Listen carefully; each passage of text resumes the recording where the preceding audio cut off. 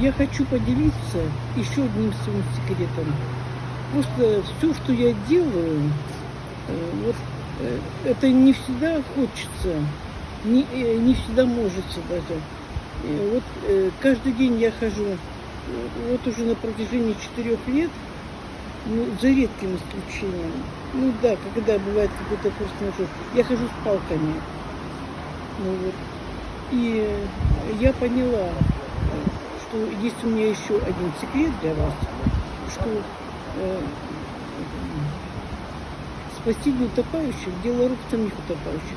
Если я сама себя не буду поднимать, если я сама не буду ходить, то, конечно, силы у меня быстро иссякнут.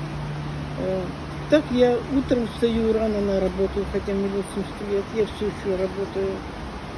Ну, вот, и не всегда мне хочется. Иногда я думаю, мои сверстницы уже не один десяток лет утром встают гораздо позднее меня. Я встаю, я делаю зарядку, я встаю, все. Потому что спасение утопающих – дело рук самих утопающих.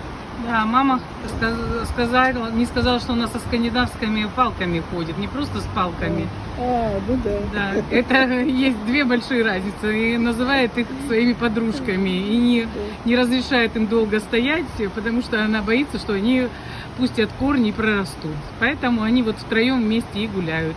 Вот еще один секрет от моей мамы. Да.